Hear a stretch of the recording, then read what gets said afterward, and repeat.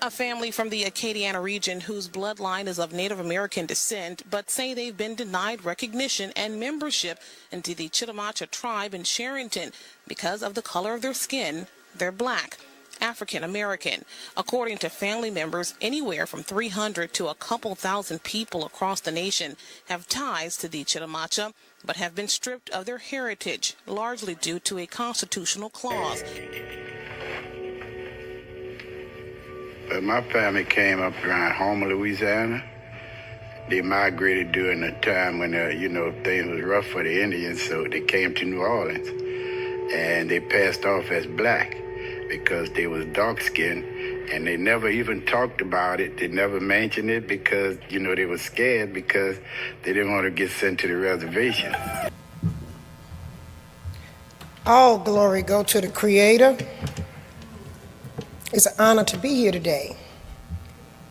But I love the theme, American healing.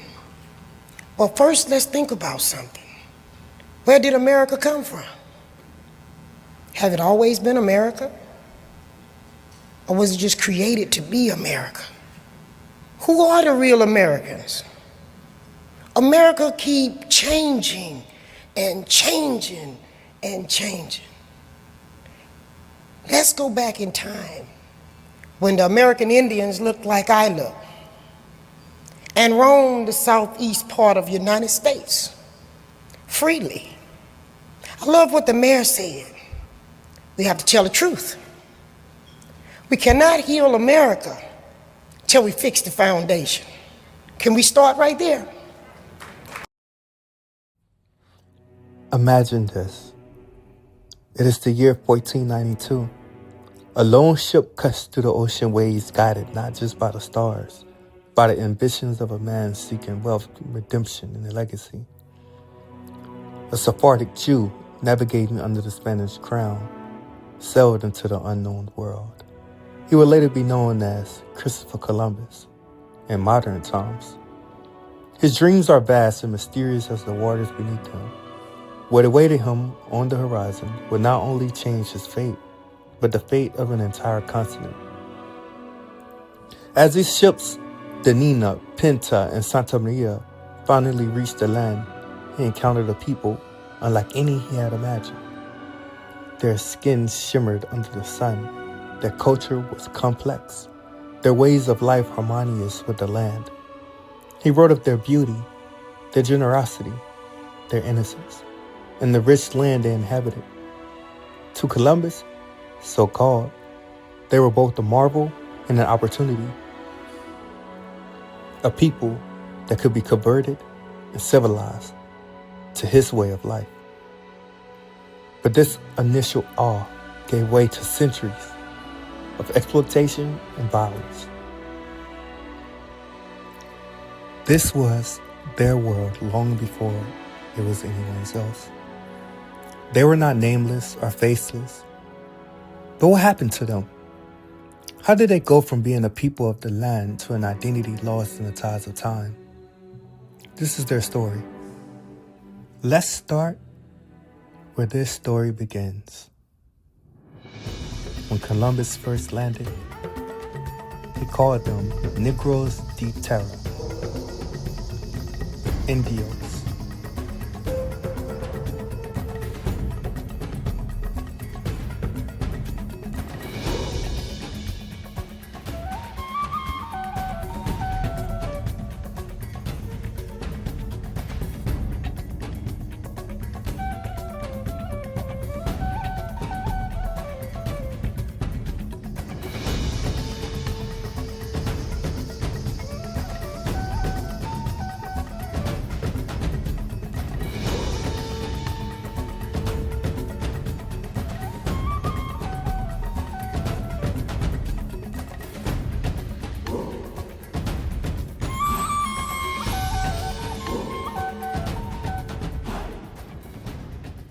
Before continuing, it is however crucial to establish what an Indian truly is and how that term relates to the concept of race, particularly in the context of Black identity.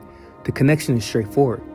The majority of indigenous peoples referred to as Indians were, by any reasonable historical assessment, what we would today classify as black, or at least as possessing features commonly associated with black populations. However, it is important to recognize that this modern racial terminology is rooted in a European colonial framework, one that did not exist in the same way during the time when these interactions between these groups occurred. The distinctions used to describe them historically were shaped by entirely different linguistic and cultural paradigms. While substantial evidence will be provided to substantiate their identity and origins, it is first essential to examine the broader historical forces that shape their societies before engaging in discussions of ethnicity.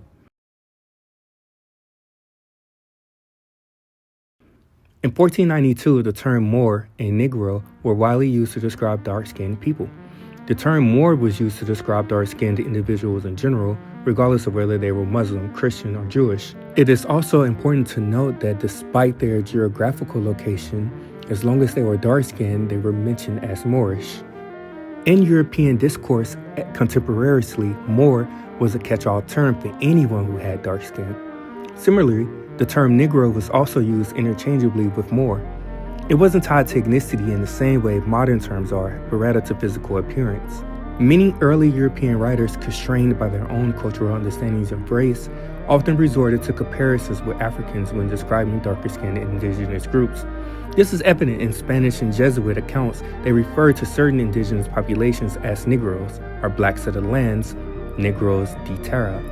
For example, Jesuit missionaries in Brazil from 1549 to 1565 frequently referred to Native Americans as Negroes, distinguishing them from Africans who were called Negroes do Guinea. Verrazano in 1524 described Native Americans along the Atlantic coast as being black in color, not unlike the Ethiopians. Hernando de Soto, chroniclers in 1540s, also described indigenous peoples along the Florida coast as very black, attributing it to the sun and their aquatic lifestyles.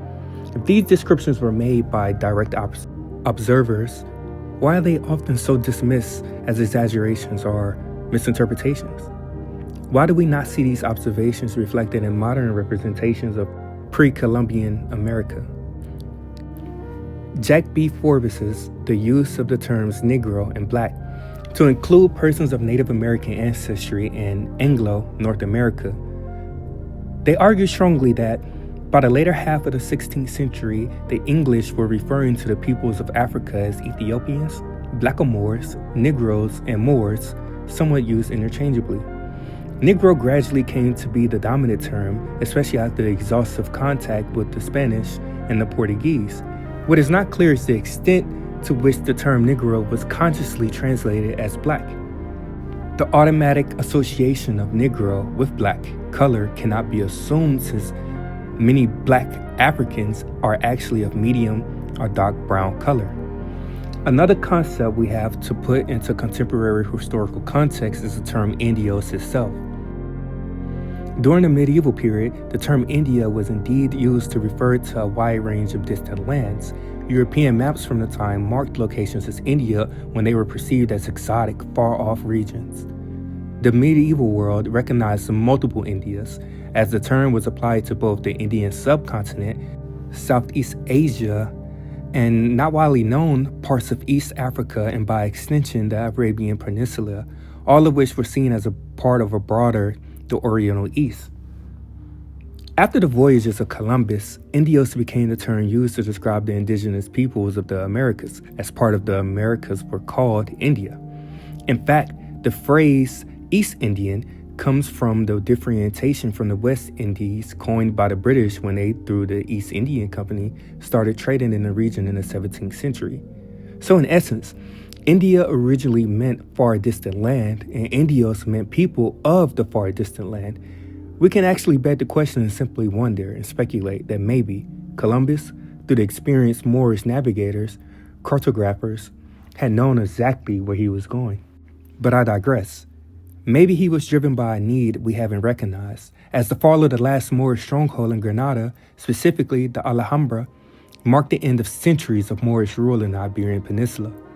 The Granada War culminated in 1492 when the Catholic monarchs Ferdinand II of Aragon and Isabella I of Castile succeeded in capturing the city, effectively uniting Spain under Christian rule. This event is often regarded as the final chapter of the Reconquista, a centuries-long campaign aimed at conquering territory from the Moors. The surrender of Granada was followed by the Treaty of Granada, which promised religious tolerance for the non-Christian population, though it was quickly overturned, leading to forced conversions and expulsions. The fall of Granada also coincided with the same year Columbus, a Sephardic Jew, sailed to the Americas, marking a significant turning point in world history.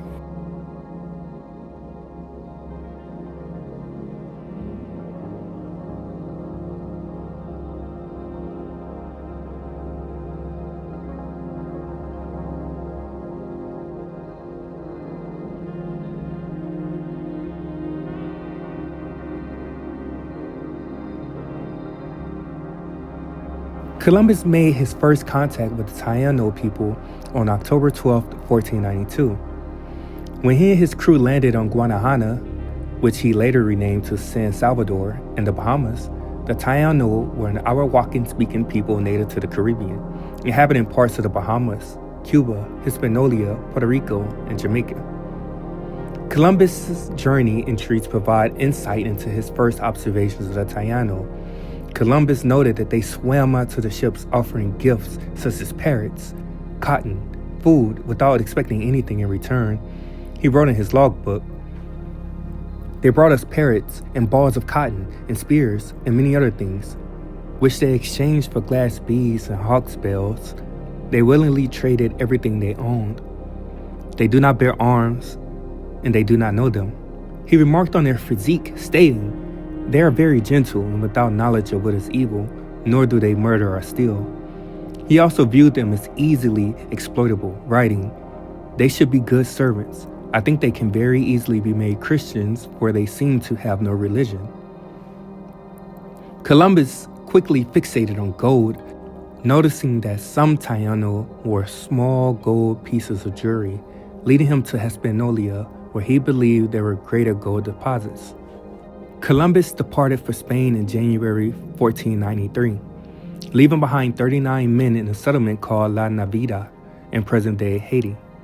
Upon his return on his second voyage, during the years of 1493 and 1496, he found the settlement had been destroyed and his men killed, reportedly due to conflicts with the Taino over their mistreatment of local women and demands for resources. Columbus and the Spanish initiated a brutal campaign against the Taino people, marked by enslavement, massacres, and forced labor. Columbus kidnapped and enslaved Taino people, forcing them to work in mines and plantations. In 1495, he sent 500 Taino captives to Spain, many of whom died in transit. He wrote to King Ferdinand and Queen Isabella, "Let us in the name of the Holy Trinity go on sending all the slaves that can be sold." He implemented the gold tribute system, requiring Taino over the age of 14 to collect a set quota of gold every 3 months. Those who failed were punished by amputation or death. Columbus' men engaged in mass executions of the Taino who resisted.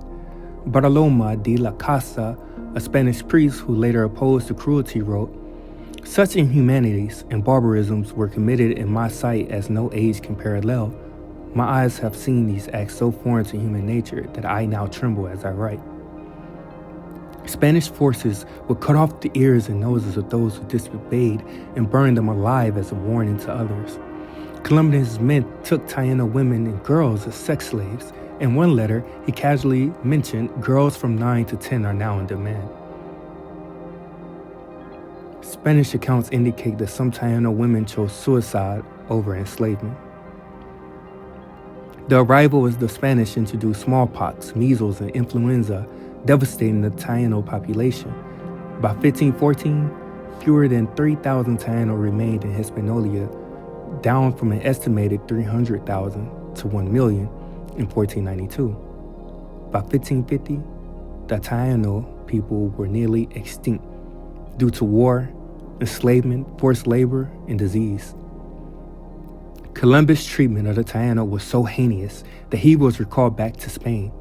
In 1500, Christopher Columbus, who was recalled to Spain due to reports of mismanagement, brutality, and corruption in his governance of Hispaniola, Spanish settlers and officials accused him of harsh rule, excessive cruelty, and the failing to maintain order, which led to the crown to send Francisco de Bobadilla to investigate. Columbus was arrested and sent back to Spain in chains, but after appealing to King Ferdinand and Queen Isabella, he was pardoned and allowed a final voyage in 1502. Though he was stripped of his governance, he died in 1506.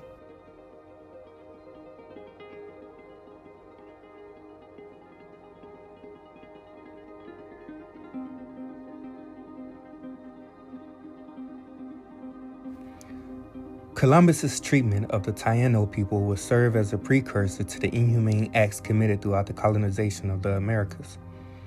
Upon his arrival in 1492, Columbus initially described the Taino as gentle, generous, and peaceful. But this was only to dehumanize them as subjects to be enslaved and exploited under the Spanish crown. His policies of forced labor, brutal punishments, and violent suppression led to the genocide of the Taino population, and it foreshadowed the widespread devastation that awaited other American societies.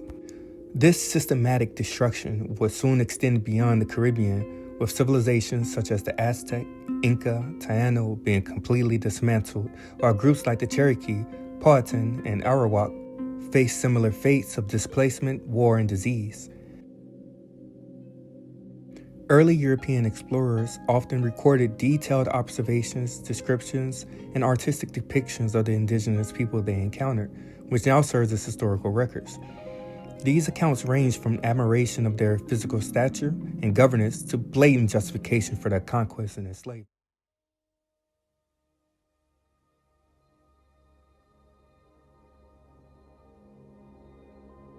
These accounts describe the physical characteristics, customs, and social structures of the people they met, often use a terminology and classifications rooted in Europeans' perspectives contemporaneously.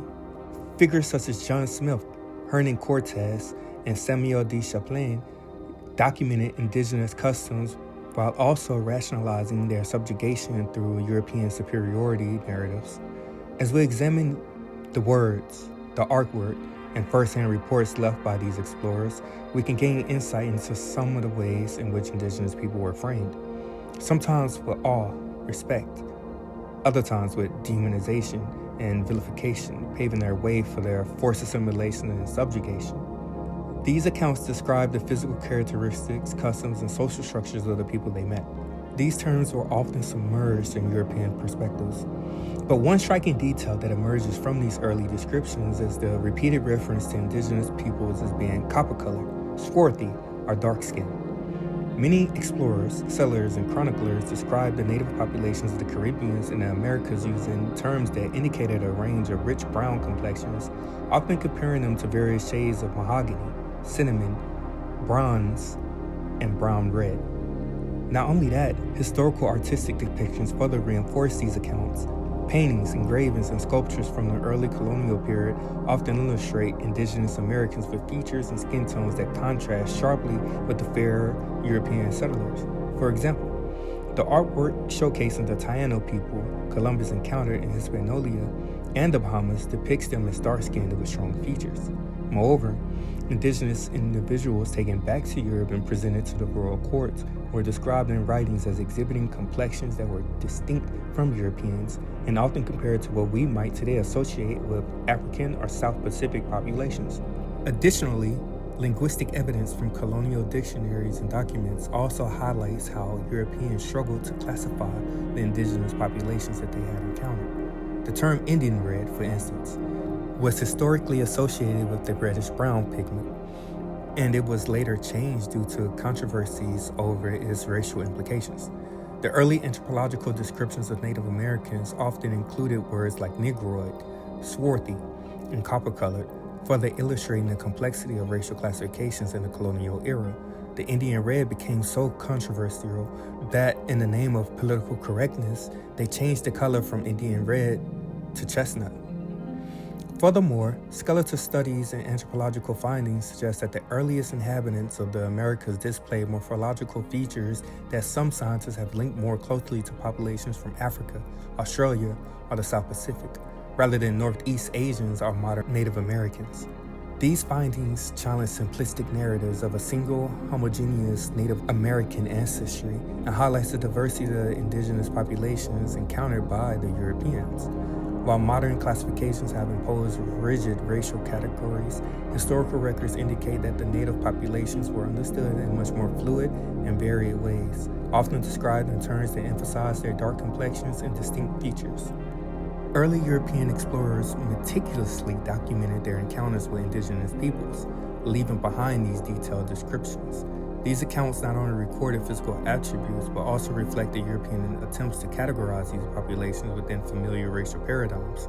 The observations of explorers, colonial officials, and scholars over the centuries provide crucial insights into how indigenous Americans were perceived and classified.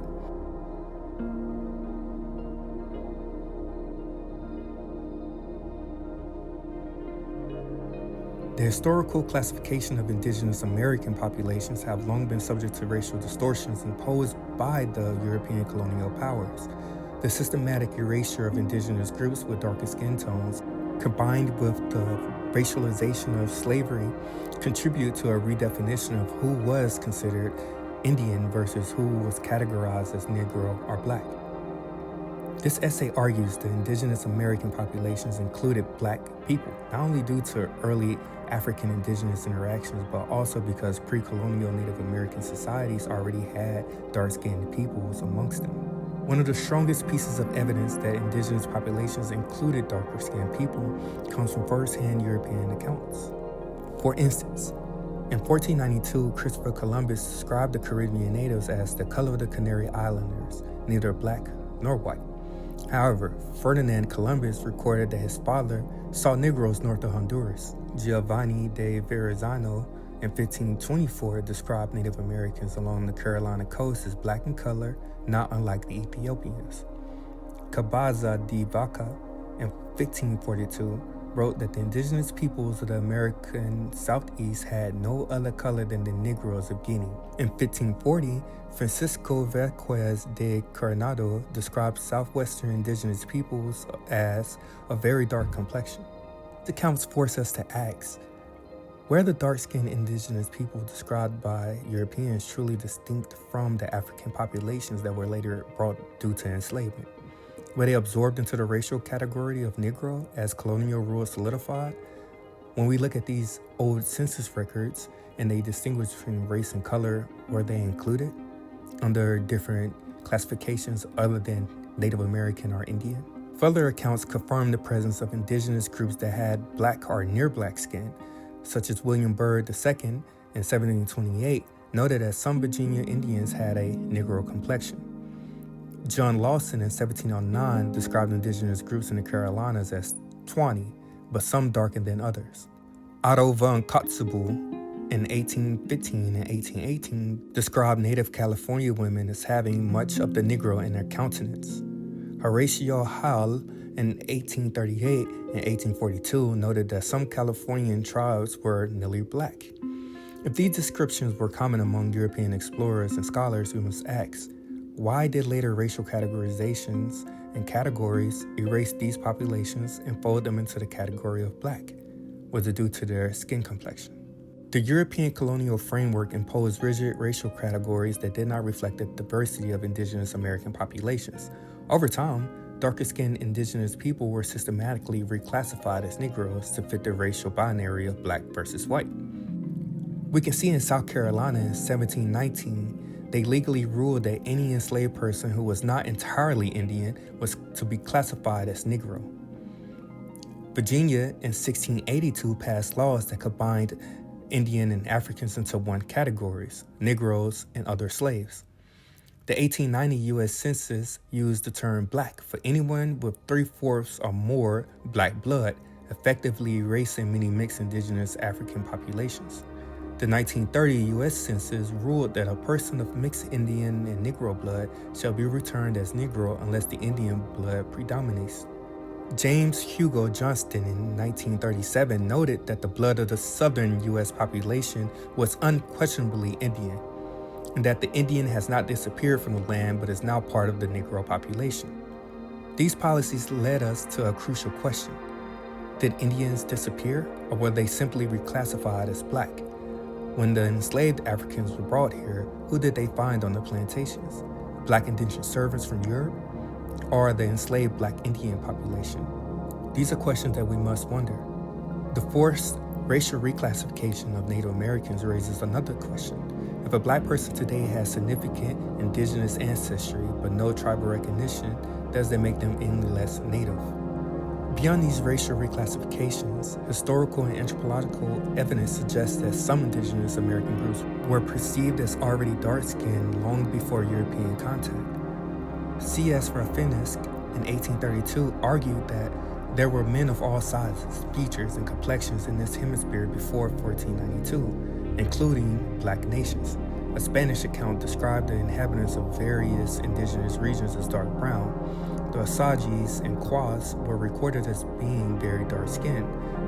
The Black Guanenas were black-skinned people who lived in Haiti long before Columbus had arrived. Not to mention, C.C. Marquez explains the strong probability that black people were the first people in America, out of which later came the red American race. To quote, "It is likely that it is likely that long ago the youthful America was also a Negro continent. Optimis of Mexico, the Caracola of Haiti, and the Matayas of Brazil, and the Albinos of Panama are the remains of the aboriginal Negro race out of which developed later what is known as the Red American race." Archaeological and Ethnographic Studies, Volume 1, Madrid in 1920. Professor Alexander von Wethenau, Unexpected Faces in Ancient America, adds how black people were present in America in the most ancient or pre-classical times. The startling fact is that in all parts of Mexico, archaeological pieces representing Negro or Negro people have been found, especially in archaic or pre-classical sites.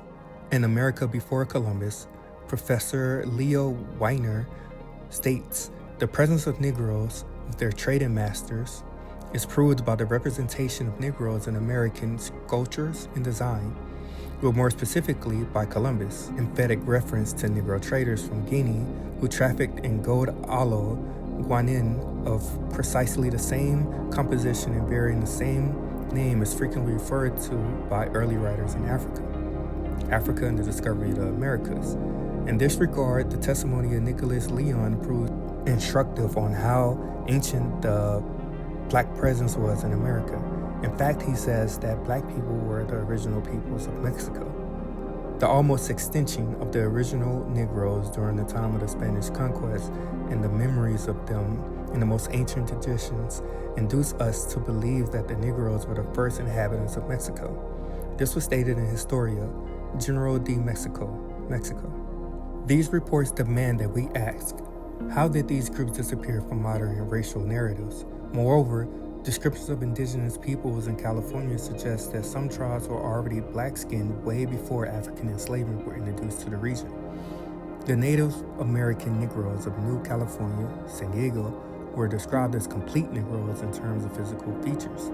Jesuit missionaries in Brazil referred to indigenous people as Negroes de Terra. If subgroups were documented before significant enslaved Africans were introduced to the population, then we must ask, did black people exist in the Americas independently of African contact? Fluidity of racial classifications in colonial America meant that Indian and African populations were often treated as one group, especially in the Deep South. During the Seminole Wars, these groups were often called Indian Negroes. The Black Caribs of St. Venice were called Negroes despite their Indian customs, language, and names. It leaves one to question. Many slave advertisements listed runaway Negroes who were described as looking like Indians.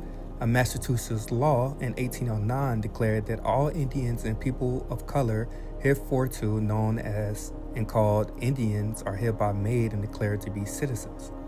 Colonial records consistently mixed Black and Indigenous identities, we must ask, was there ever a firm racial boundary between these groups, or was this boundary imposed much later? The evidence that has been presented overwhelmingly supports the argument that Indigenous American populations included Black people, whether through pre-colonial existence, colonial racial reclassification, or African Indigenous intermarriages. The presence of dark-skinned Native Americans, Indians, Indios, Negroes has been deliberately erased. We must ask ourselves, why did colonial powers find it necessary to classify dark-skinned indigenous people as Negroes? How much of modern Black American ancestry is actually indigenous, hidden under racial classification systems? If historical sources confirm the existence of Black indigenous peoples, why does mainstream history continue to ignore them? Even so, why are there so many accounts by explorers dead set on calling the Indians Negroes or comparing them to what their contemporary understanding of a Negro was? We must only wonder.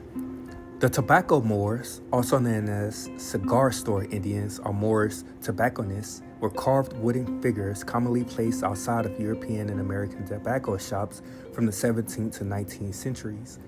These figures typically depicted dark-skinned, turbaned Moors or headdresses, often adorned with ornate clothing, gold jewelry, and holding tobacco leaves or cigars, symbolizing their early connection between Moorish traders and the tobacco trade.